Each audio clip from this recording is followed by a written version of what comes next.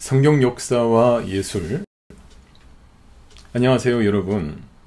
오늘은 성경 역사와 그것이 어떻게 예술 작품으로 표현되어 왔는지 함께 살펴보는 시간을 갖겠습니다. 구약 성경부터 신약 성경까지 주요 인물과 사건들, 그리고 그것들이 어떻게 예술 작품으로 재해석되었는지 알아보겠습니다. 먼저 우리 교재의 책 표지인데요. 이 그림은 여러분들 보실 수 없겠지만 여기서는 이 까마귀와 물이 보이고 또 모세의 얼굴에 빛이 두 줄기로 표현되어 있습니다. 흥미롭게도 하나님의 얼굴은 보이지 않고 손만 묘사되어 있습니다. 이 그림에서 율법서가 창문처럼 묘사된 것을 주목해 봐야 되는데요. 이는 노아의 방주에 있던 창문과 연결되는 상징입니다. 율법서는 세상을 바라보는 창이자 세계관의 기준이 된다는 의미를 담고 있습니다. 율법은 하늘에 뿌리를 두고 있다고 표현됩니다. 이 그림에서도 하늘색 뿌리로 그 모습이 묘사되어 있습니다. 또한 율법과 세상 사이에는 경계가 없습니다. 이는 율법이 세상의 모든 것을 포함하고 세상의 모든 것이 율법 안에 담겨 있다는 의미입니다.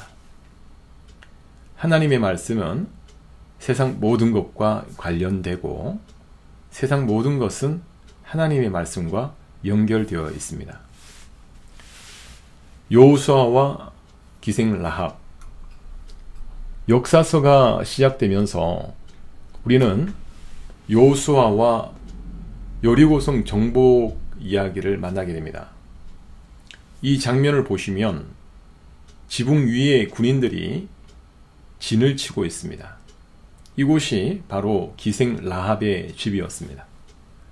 흥미로운 점은 라합이 살던 곳이 사회적 약자들의 거주지였다는 것입니다. 영어로는 이들을 마지널라이즈드라고 표현하죠. 마지는 끝, 가장자리라는 의미로 사회의 가장자리로 밀려난 사람들을 가리킵니다. 여리고성에는 내성과 외성이 있었는데 라합은 외성의 전망 좋은 지붕 위에 살고 있었습니다. 그러나 이곳은 로얄층이 아니라 언제든 전쟁터가 될 수 있는 위험한 장소였습니다. 그럼에도 라합은 하나님을 마음에 믿고 두려워했다고 성경은 기록합니다. 여기서 두려워하다는 히브리어로 야레라고 하며 이는 하나님 경외로 번역됩니다. 성막과 법궤. 이 그림은 제임스 티솥이 그린 것인데 사실 고증이 잘못되었습니다. 티솥은 많은 연구를 통해서 성경 장면을 그렸지만 이 법궤 묘사는 정확하지 않습니다. 출애굽기의 언약궤 규정을 보면 법궤의 봉은 아래에 있어야 했습니다. 무게의 중심이 위에 있는 무거운 법궤를 안전하게 운반하기 위해서는 봉이 위에 있어야 되지만 그만큼 조심스럽게 이동하게 하기 위해서 이와 같은 구조를 가지게 되었던 것이죠. 사사시대. 정착시대인 사사시대는 약 200년 동안 지속되었으며 12명의 사사가 등장합니다. 사사는 각 지역의 지도자였는데 하나님의 신이 임하면 그 사람이 사사가 되었습니다. 특별한 점은 누구에게 하나님의 신이 임할지 예측할 수 없었다는 것이죠. 어느 지역에 누구에게 임할지 알 수 없었기 때문에 전적으로 하나님의 때와 방법에 의존하는 정치체제였습니다. 이러한 불확실성과 불안감 때문에 사람들은 결국 왕정체제를 요구하게 됩니다. 이 역사는 사무엘서까지 이어집니다. 사사 중 하나인 삼손의 이야기도 주목할 만합니다. 단 지파는 블레셋 바로 옆에 땅을 배정받았지만 블레셋이 너무 강해 결국 이주하여서 헤르몬산 밑에 정착하게 됩니다. 사사기의 결론은 17장 6절과 21장 24절에 나옵니다. 그때에 이스라엘에 왕이 없으므로 사람이 자기 소견에 옳은 대로 행하였더라. 이는 하나님을 섬긴다고 하면서도 자기 소견대로 행동하면 어떤 일이 벌어질 수 있는지 보여줍니다. 이는 마치 현대 포스트 모더니즘 시대와도 유사한 상황입니다. 다윗과 골리앗. 이 그림은 카라바조가 그린 다윗과 골리앗입니다. 흥미로운 점은 카라바조가 자신의 자아상을 골리앗의 얼굴로 표현했다는 것입니다. 일반적으로 화가들은 렘브란트처럼 긍정의 인물로 자아상을 그려놨는데 카라바조는 잘린 골리앗의 목에 자신의 얼굴을 그렸습니다. 이는 꽤 특이한 선택이었죠. 카라바조는 명암 기법을 사용해서 후대 렘브란트, 루벤스 같은 고전주의 화가들에게도 큰 영향을 주었습니다. 다윗과 밧세바. 다윗은 가장 존경받고 칭송받는 왕이었지만 밧세바 사건에서 볼 수 있듯이 죄를 지었을 때는 쪼잔한 존재로 묘사됩니다.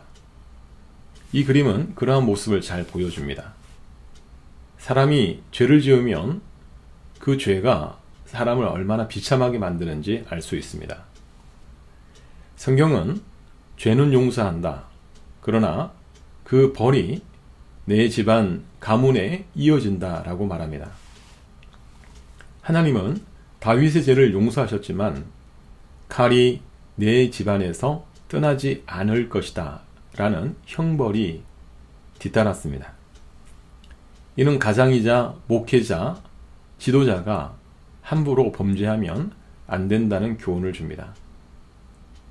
흥미로운 사실은 밧세바의 남편 우리아가 다윗의 30용사 중 하나였다는 점입니다.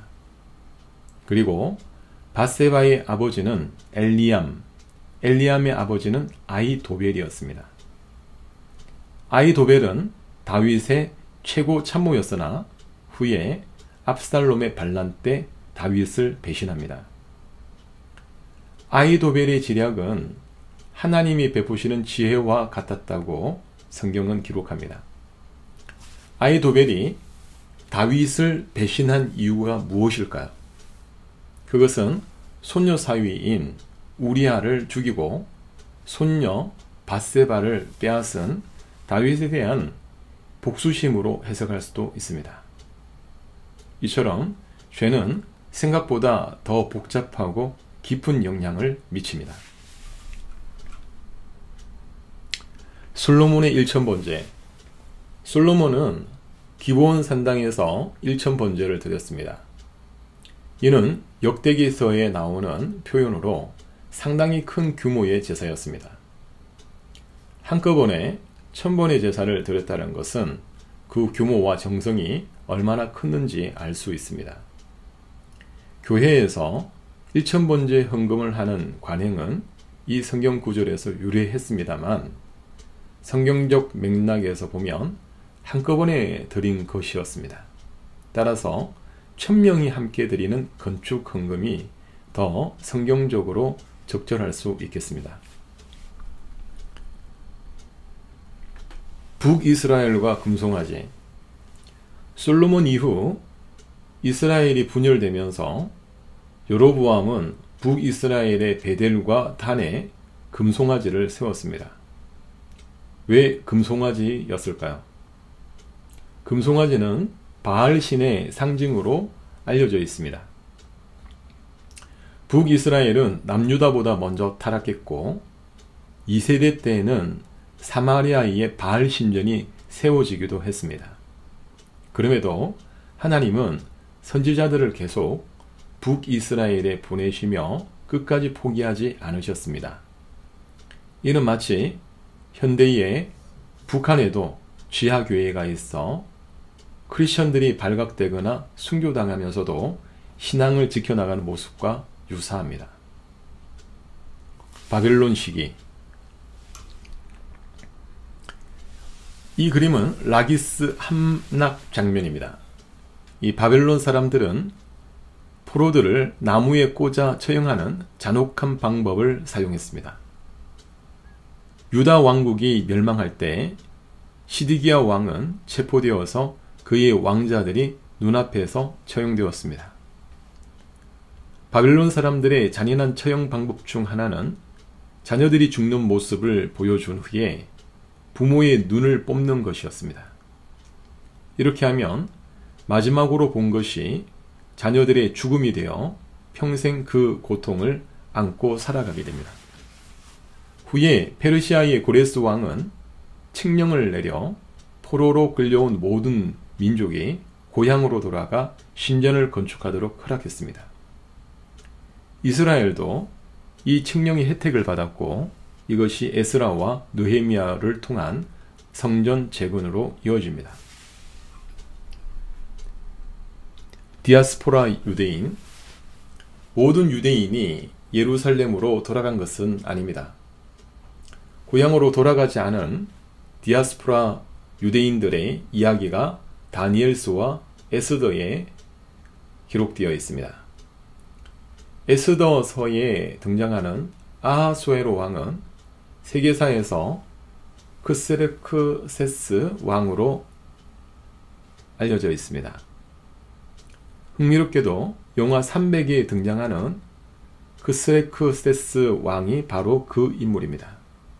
그는 살라미스 해전에서 패배한 후 타락한 생활을 했다고 전해지는데 에스더서에서 묘사되는 왕의 모습과 유사합니다.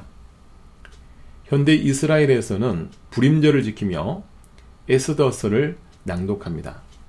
이때 하만의 이름이 나오면 소음기구로 야유하고 발을 구르는 풍습이 있습니다. 이는 유대인들이 겪은 박해의 역사와 하나님의 구원을 기억하는 의식입니다. 시편. 시편은 5권으로 구성되어 있으며 탄식시로 시작해서 찬양시로 끝납니다. 이는 이스라엘의 사람들의 인생관을 반영합니다. 창세기에서도 저녁이 되고 아침이 되니 이는 첫째 날이라고 표현하듯 이스라엘 사람들은 시간을 저녁, 아침 순서로 인식했습니다. 시편 121편에는 나의 도움이 어디서 올까? 나의 도움은 천지를 지으신 여호와에게서 온다 라는 유명한 구절이 있습니다. 여기서 도움이라는 히브리어 에제르는 창세기의 돕는 배필과 같은 용어입니다. 부부는 서로에게 하나님과 같은 도움을 주는 존재라는 의미입니다. 아가서.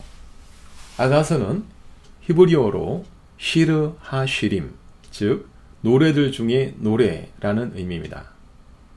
이는 솔로몬과 술람미 여인의 사랑을 담은 결혼 노래입니다.